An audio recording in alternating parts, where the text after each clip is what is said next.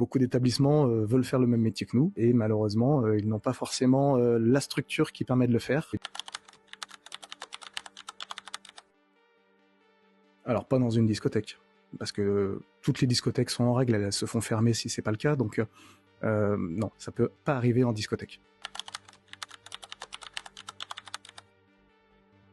Alors ça implique effectivement d'avoir déjà un service d'ordre, d'avoir un service de sécurité donc qui sache où se situent toutes les évacuations, qui sache aussi driver les gens au cas où quoi que ce soit se passe. Ça implique d'avoir un registre de sécurité que l'on tienne à jour. Chaque année, il faut faire certains contrôles comme les extincteurs, tout ce qui peut être inflammable chez nous, les issues de secours, beaucoup de points comme ça qui sont à contrôler.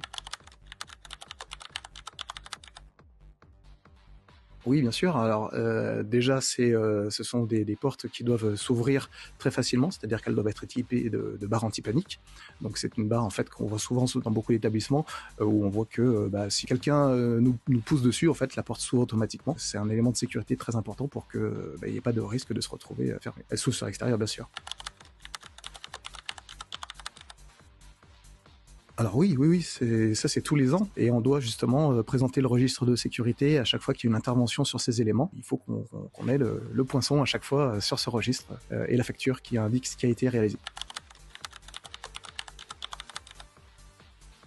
Alors oui, exactement, c'est ce qui nous est imposé et donc on a à la fois le mobilier, les murs, les sols, les plafonds doivent en fait avoir un procès-verbal de sécurité qui indique leur classement au feu et donc c'est ce que vient contrôler la commission de sécurité systématiquement. Si il constate que quelque chose a été modifié dans l'établissement, eh bien il faut fournir la preuve que tous ces éléments sont bien classés au feu. Ah non, puisque si un contrôle est fait et que ça n'est pas bon, la commission de sécurité peut ou bien ordonner tout de suite une fermeture administrative, ou alors demander à ce qu'il y ait des travaux qui soient faits si c'est quelque chose qui n'est juste peut-être pas à jour. Eh bien voilà, faire le nécessaire pour que les choses soient à jour et en fournir la preuve pour pouvoir continuer l'exploitation. Et d'ailleurs, effectivement, il y a un établissement qui est relativement proche de chez nous pour lequel c'est le cas.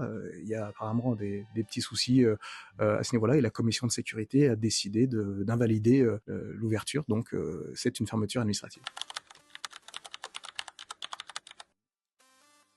Oui, je pense qu'il y en a beaucoup qui échappent parce que aujourd'hui c'est devenu facile de faire le même métier que nous, donc ils n'ont pas forcément d'exploitation de pistes de danse, ils vont mettre un DJ dans une salle qui n'est pas prévue pour et ils vont faire la même chose que nous, sauf que tout n'a pas été prévu pour.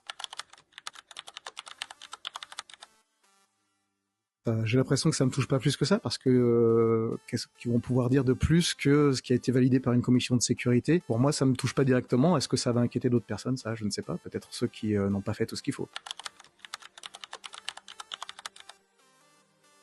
Bien sûr, parce qu'aujourd'hui, beaucoup d'établissements veulent faire le même métier que nous et malheureusement, ils n'ont pas forcément la structure qui permet de le faire. Ils ne le savent parfois pas plus que ça, mais les seuls établissements dans lesquels on devrait pouvoir exploiter une piste de danse, mettre de la musique amplifiée et puis utiliser tous les éléments pyrotechniques tels qu'on utilise, eh bien ça ne peut être que dans des établissements de type P, type discothèque, qui ont toutes ces normes et donc tout ce qu'il faut pour pouvoir le faire.